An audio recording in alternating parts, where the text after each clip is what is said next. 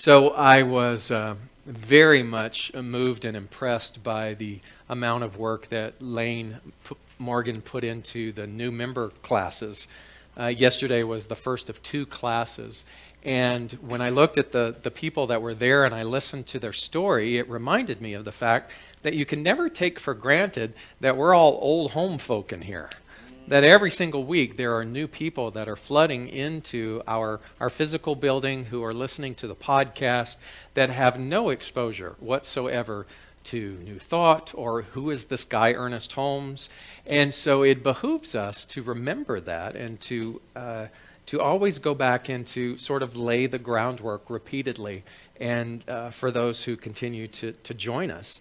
And so when we talk about the fact that we are a New Thought philosophy, really what that means is if you considered that spirituality or philosophy was a tree of life, then we are one of many branches called New Thought, which has many different twigs off of that branch. And so in that particular philosophy, there has been things like unity and divine science, and even in the earlier days, Christian science. And we happen to be a part of that which was called religious science, which was centered around the teachings and the study of a man named Ernest Holmes, who also happened to have studied with people like Emma Curtis Hopkins, who Charles and Myrtle Fillmore, who started the Unity movement, also studied under. So you start to see the incestuousness of all of these people that brought us to the experience that we are having today. And so in this New Thought philosophy, the commonality shared is that somewhere in North America, particularly attributed to people like Ralph Waldo Emerson in the mid-1800s, began what some call the delicious spiritual rebellion. And in that spiritual rebellion, there was enough of a collective of people who said, I don't agree with what I'm hearing. I'm not abiding by the doctrine of the Mother Church. I'm not buying any more into this idea of a dualistic God that you keep talking about and that I have to appease in this particular human form. And what we started to do in terms of this ancient wisdom finding its way into North America was to apply a beautiful blend of Eastern and Western modalities and sensibilities and philosophy together. And that's exactly what our founder, Ernest Holmes, did when he wrote the book, The Science of Mind. And so all throughout this year, as we share this common theme with all of the other centers worldwide, there is much talk and much reference to Ernest Holmes, and I just wanted to give that clarification. And so Ernest Holmes, this beautiful being, the thing that he had going for him the most, and I shared this in the first Essential Ernest Holmes class this past week, was that he had a really cool mom. Cool moms are everything, right? And so if you have a really cool mom who says you can be anything that you want to be and to question authority, and so by saying that to all of her sons, she had a tribe of sons, and Ernest was stuck somewhere in there, and she advocated for them to nurture their curiosity, to be liberal in their personal thinking, and to not just take things at surface value or because someone said something, but to really go on a personal exploration of what these things, these big philosophical, spiritual, religious ideals mean for them personally. And that's exactly what he did. And because of that early permission, he really found his way. He found his path in coalescing all of these different global religions together and coming up with what we call today the science of mind. And it's really, again, New Thought is not new. What New Thought refers to is you as the individual, and that's the word of the day, by the way, individual, individuality, is you as the individual permitting yourself to have a new thought with regards to ancient wisdom.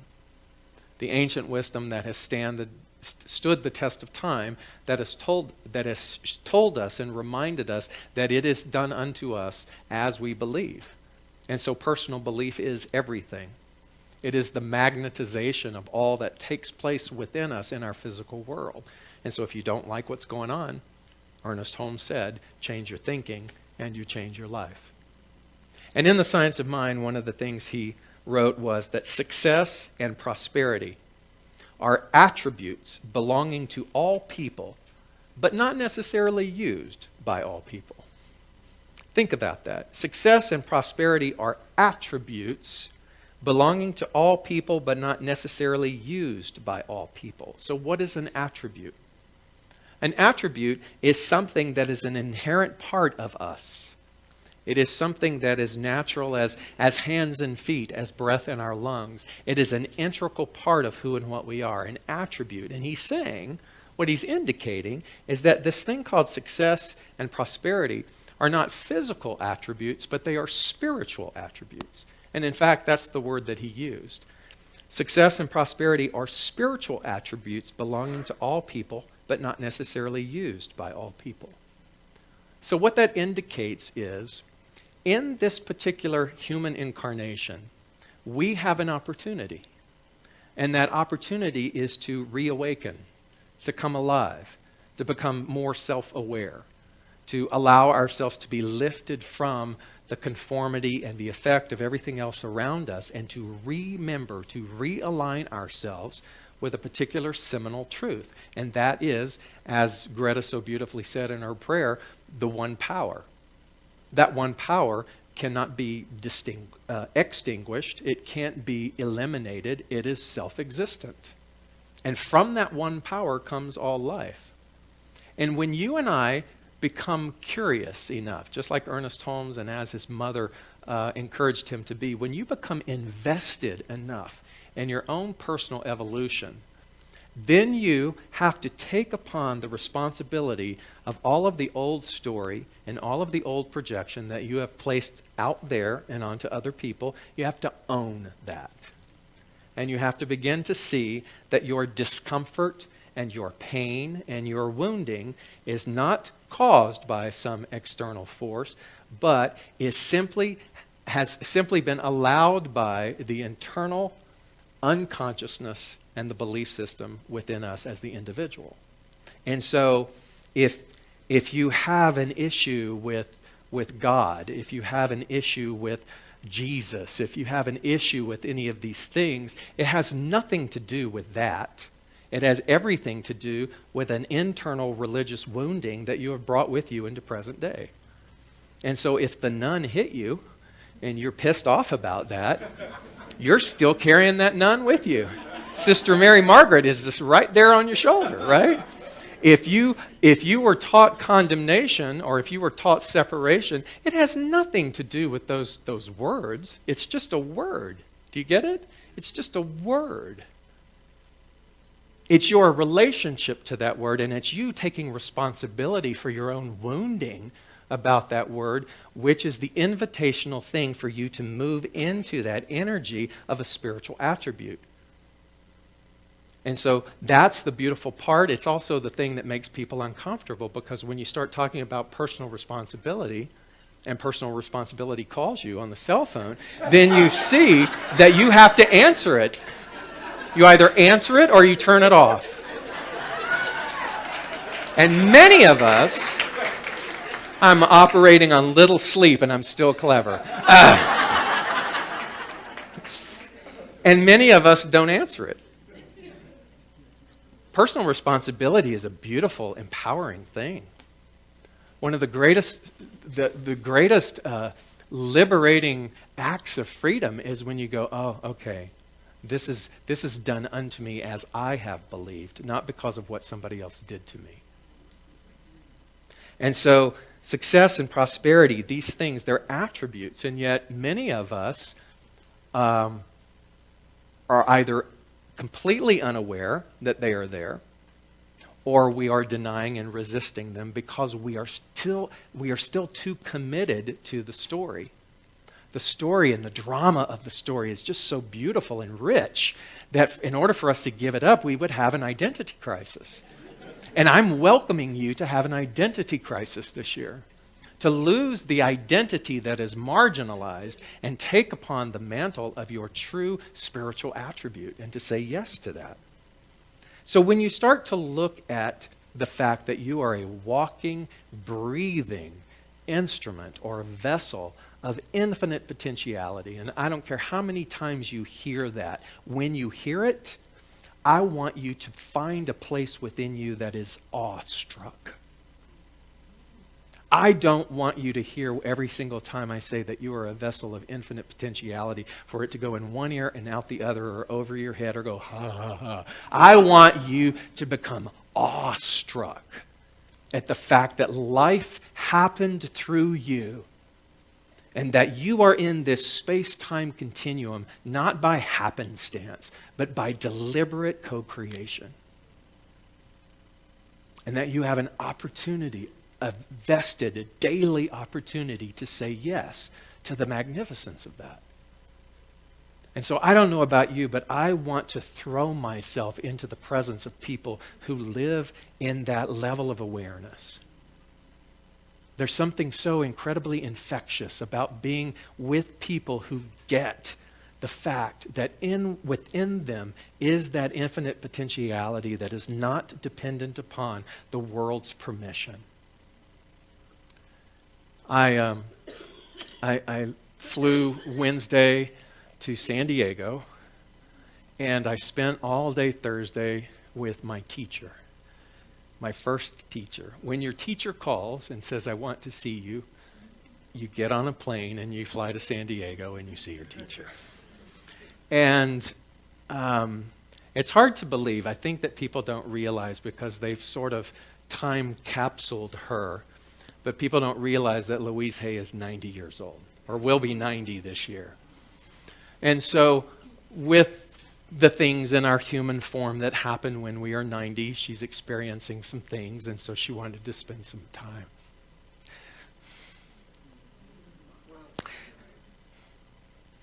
And what I loved about being with her was remembering that she started all of this when she was my age, when she was 56 years old. And I know you're thinking, you can't be 56, David.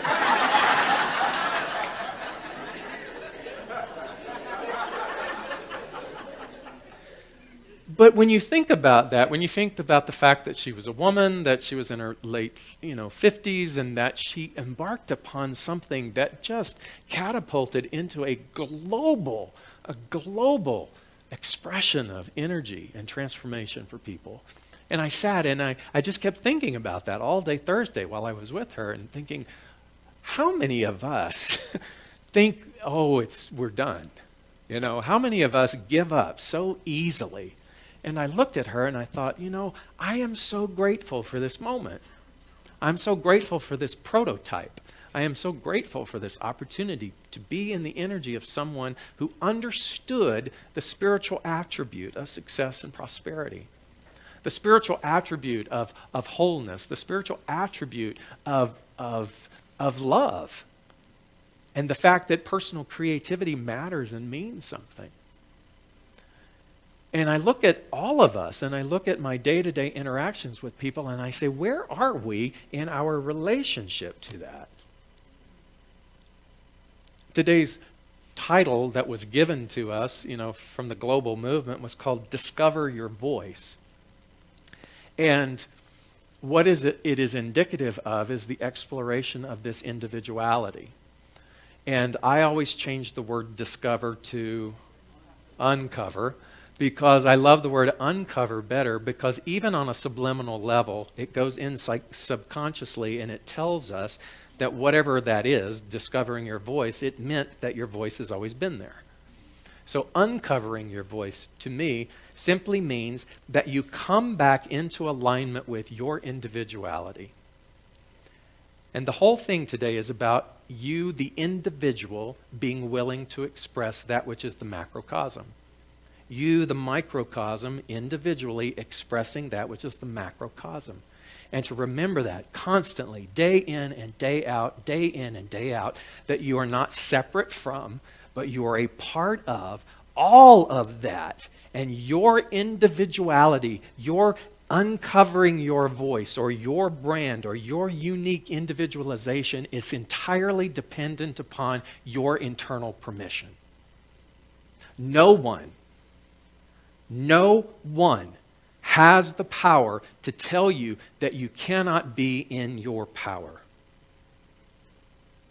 No one, no institution, no thing has the ability to hold your hand to the fire of your wounding and make you stay there. Because in that individualization is that bridge, is that threshold that invites you to play at a level that is much bigger than perhaps the level that we're all playing at. And I was thinking individualization, and I was thinking of just coming back from Cambodia, and I have this wonderful friend there. His name is Saren. And Lexa loves Saren because Lexa rode on his motorcycle on his back. She was holding on extra tight to Saren. But Saren is this amazing father. He has 3 children, and they really went through the ringer last year. One of his daughters got dengue fever, and before the holidays, and then they live in one room, and they sleep in one bed area. So she then spread it to the other child, and then spread it to him, and then spread it to the wife and the other child. And so because of that, and the fact that he makes most of his money as a tuk-tuk driver, he wasn't able to work, and they were really going through hard times. And when I saw him just a week and a half ago, I looked at him, and his countenance was radiant, just radiant. And I looked at him and I said, Saren, how do you do it? How do you go through what you have to go through in your level of existence and maintain this sense of happiness? And we talked at length about that, but one of the things he said was, I devote myself to the expression of happiness because I want my daughters to know that they have a choice to be happy. You know, and for me, when I think about that he has nothing to do with New Thought. He's in his world in Cambodia, and he's having his experience, but he is living the same principle, the same oneness, the same path that you and I are striving to live. But he is making that a daily devotion. As I gave them a shout out today because it's the Chinese New Year today, and I sent them, and I thought I would wear my tie, which the kids in the sewing department made for me. So I'm just reminded of the fact that there are people all across the globe who are finding ways to express themselves and to own their sense of attribute, their inherent spiritual attribute. And so Ernest Holmes wrote that we believe in the incarnation of the Spirit in everyone, and that all people are incarnations of this one Spirit. Incarnation, big word. Very similar to the word attribute. To be an incarnated vessel or an incarnated extension of Spirit simply means, again, that I am the embodiment of that. I am the personalization of that. The word for the day again, I am the individualization of that. I am incarnated. I am incarnated as that which is Spirit. And so when we began to think about those things, in the Science of Mind, Ernest Holmes writes that the highest God, whatever your definition of God is, the highest expression, the highest thing that you can devote in mind to that, to try to define, that highest expression and the innermost God, your individualization of that is one, is the one God. Did you hear that? The highest God and the innermost God is the one God. You and I have no excuse then to say that we are separate. You and I have no reliability or integrity to be able to say that we are separate from or a part of that which is this beautiful, amazing, all-encompassing, limitless power. And you see, it's a degree thing. It's a to-the-degree willingness thing. That the highest God, that which is the highest expression that you can think in terms of the all, and the innermost God is one God. It's one and the same.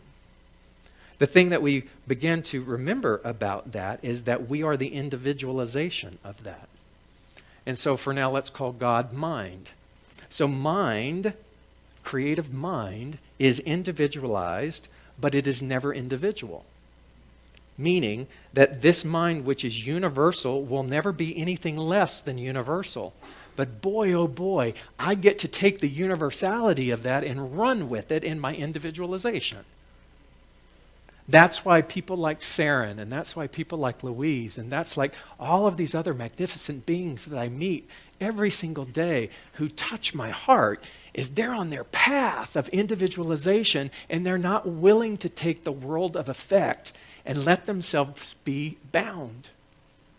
They do not buy into their own self-imposed limitations or the limitations that were handed to them generationally. Somehow, some way, in their own language and in their own path and in their own spiritual nature, they have discovered that they are an individualization of something that they cannot define or name. But by golly, the more that they show up and they stay committed to it, the more that they begin to see the results of that. And that is what you and I are called to be. Mind is individualized, but it is never individual, because this mind, which is universal, will never be any less than universal. It will never be individual, but it will be individualized. He says there's a great difference. The wave in the ocean will never be a wave by itself. It will be the ocean as a wave. That is all. It will be caught up as a wave, but it will still have the ocean and the element of the ocean in it. And that has always been the example that has been given. Rumi, the 13th century poet Rumi said that we are not the ocean, we are a drop in the ocean, but everything within the drop is the ocean. And I thought, what other examples could I think of? And I was thinking this week, there's got to be another example. There's got to be another example. And I opened up my desk drawer, and here was this little Ziploc bag. And in this Ziploc bag were a couple of rocks that I picked up in the last hour of descending Kilimanjaro. This is not Kilimanjaro, but Kilimanjaro is in this rock. Every molecular attachment to the volcanic ash and the generational compression and everything that is in there is in this. So this has Kilimanjaro in it, but in itself, it is not Kilimanjaro. But you see, inside of you is that which is your own personal Kilimanjaro, or that which is your own personal Godhead, or that which is your own level of expansion, or your own belief in yourself. But it is individualized, and it is co-creative based upon your willingness to participate in it. That's why he says that perhaps when this concept that the master teacher Jesus said, when he said that God delivered everything to him, but he could do nothing except God as him in him, that God in him doeth the work. Again, moving religiosity aside, what metaphysical thing is he saying? He's going, it's not me doing the work, it's the power that is within me doing the work, and it's doing the work. Why? Because I've given it permission to. I've individualized it. I've made it my own. I have put my stamp or my persona on it, and I have allowed it now to be comprehended and moved through me. I loved what Jalen said about the fact that in order for her to find peace, she has to practice it every single day. And that's what's so great about spiritual practice. It is a daily creative, collaborative, energetic devotion that you and I have the opportunity to be a part of. Someone, actually a couple of people this week shared with me about their relationship with the white stone that we do at the beginning of the year. And they were saying that on the white stone, I had you write out what is your word for the year. And a lot of people carry that white stone with them all the time. And when I was thinking about my own relationship with that stone, I wrote the word space, because I want more space this year. I want to give myself more space to do the things that mean something to me. And where does one derive more space from? Out there? Or does it happen within here? And so when I carry that white stone with me, or when those other people are seeing what their word is, and they were remembering that, they even just have to put their finger in their pockets and feel it, and constantly then they are reminded and attached to that particular practice. Ernest Holmes said that we comprehend the infinite only to the degree that it expresses itself through us, becoming to us that which we believe it to be. We comprehend the infinite. You have an idea of the infinite only to the degree that you give it permission to come and co-create and collaborate with you. That means that your definition of God is always changing. If you don't like your definition or your relationship or your handed down description of God, then stick around and create your own. And only to the degree that you are willing to do that is the degree in which it will express itself through you. So I ask you this morning, do you want to be free of your religious wounding? Or do you want to remain an advocate and tell the story and say, I don't like that you did that? Instead of taking ownership of the fact that we talk about inclusivity all the time. Come on. And so there is one path. It has nothing to do with what happened to me in First Assemblies of God growing up in Beaumont, Texas. I got to get over it.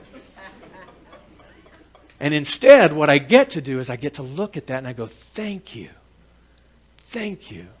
Because what that did was it established within me, and I love this phrase, a divine discontent. It was like, ooh, I do not like this. Isn't that cool? Because in divine discontent, in the energy of divine discontent, that is the energy that moves and creates propulsion inside of us to make new choices and to become seekers. I say this in class all the time. If the caveman had not become divinely discontented, we would not have cable television. And so you have to celebrate the entirety of everything that has transpired in your life, because that thing got you here. That thing is what sparked the questioning. That thing is the thing that made you go from your caterpillar state into being a butterfly. And it isn't convenient. It's messy. And yay for mess. Yay for embracing the totality of all of that experience and allowing ourselves to be reconnected to that. And so Spirit in me, as me, through me. God in me, as me, through me. The Atman in me, as me, through way. Jehovah in me, as me, through me. Dexter in me, as me, through me. It doesn't matter what you call it. Fluffy in me, as me, through me. It doesn't matter what you call it. The only thing that matters is that you call it and that you say yes to it. So if you'll close your eyes for a moment and just take some deep breaths. This idea of uncovery starts with that divine discontent. This idea of uncovery starts with having an investment and going on a quest for our own personal truth. And so wherever we are and whoever we are and whatever our history is, it doesn't matter. It doesn't matter that we are geographically apart. It doesn't matter that we grew up in different environments. It doesn't matter that our skin color is different. It doesn't matter that our ideologies might clash. What matters is the fact that there is that inside of us that is willing to say yes to uncovering the voice or uncovering the spiritual attribute that is in alignment with the expansiveness of all of life. It is the reason why we are here.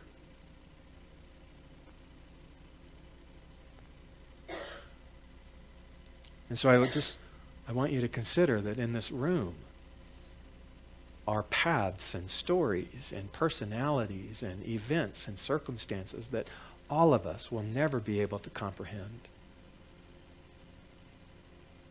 But none of that dilutes or erases the fact that we are all joined, that we are a part of the one.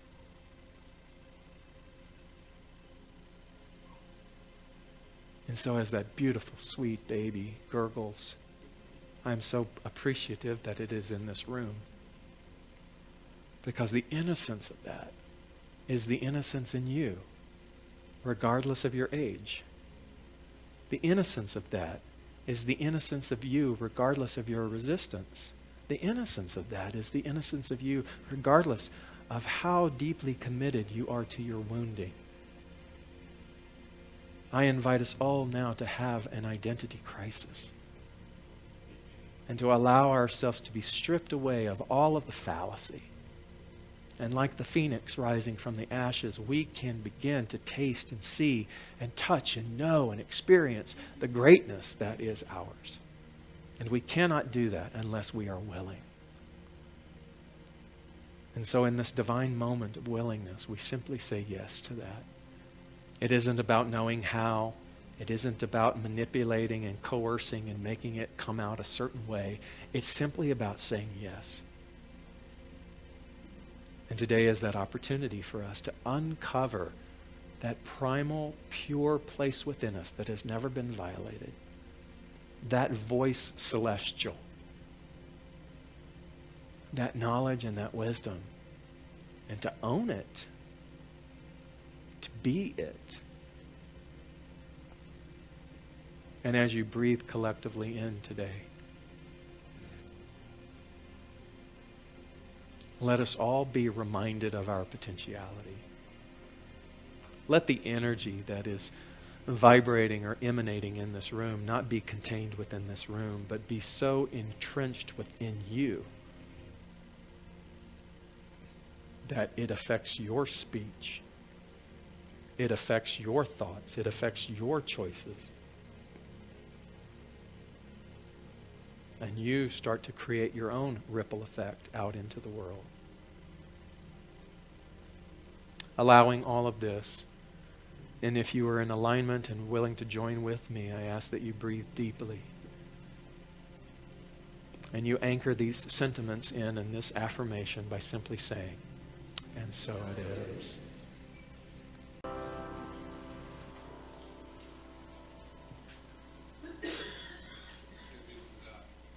Test. Good morning. I was sharing with the early morning service that first house. Good to see y'all. How y'all doing? I know we're in meditation, but it's so good to see you. It was bubbling up over there. I was born in Seattle, Washington, but I grew up here in Atlanta, actually in Norcross, Georgia. And my stepfather was a pastor of a Southern Baptist Bible tossing church. And I was thinking back this morning about what songs we sing, and for some reason, this little light of mine came to my mind. You know, I'm gonna let it shine everywhere I go. And that perspective came in, and I was like, well, this big old light of mine, I'm gonna let it shine everywhere I go, and it just changes the whole energy of the whole thing. But what I love about this teaching is that we're taught that we send that light out before us. So where we go to, that light meets us there. And we're already the presence, the gleaming, the beauty, the joy, the wisdom, the effulgence, whatever it needs to be for that space. We are already it. And I love that teaching for that specific reason. So this next song is entitled, Let Love Lead. Let Love Lead.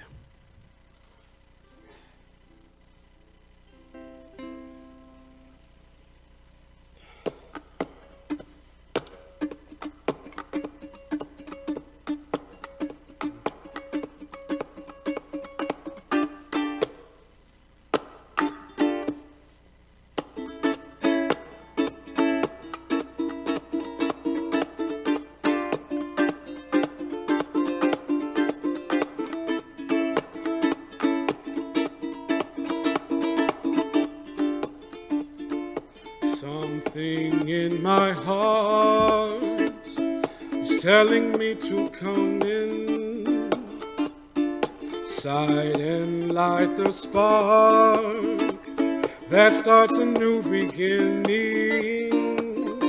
Let love lead the way.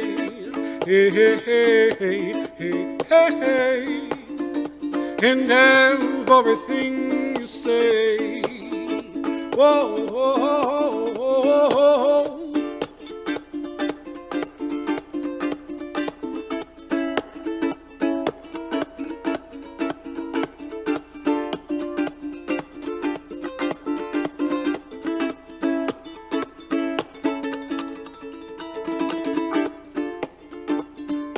There is something here beneath our circumstances, oh, that shines so bright and clear. Oh, so many are the chances to let love lead the way. Oh, with everything you do, think, or say. Hey, hey, hey, hey.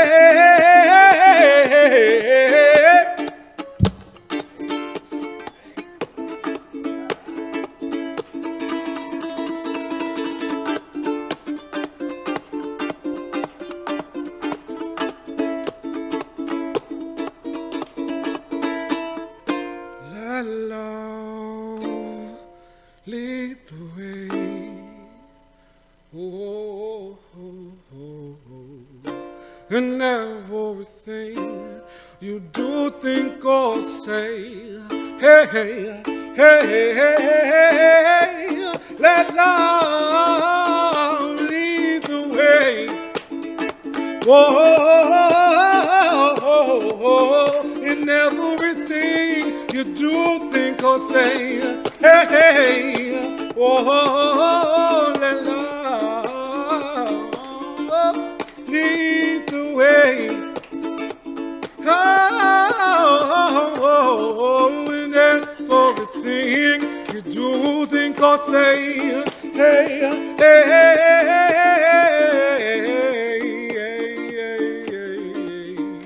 Let love. Ain't that right?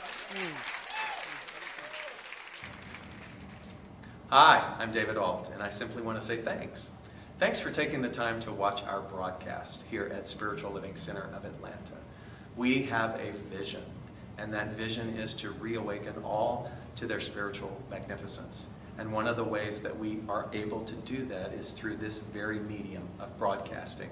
So if you got anything out of this, if you felt in any way inspired, or if something spoke to you directly, then I extend an invitation to you to become a part of our family by donating. And there are many ways in order for you to be able to do that. One is to simply go to our website at slca.com, and there you will find all different kinds of prompts that will help you support what it is that we are doing here in Atlanta.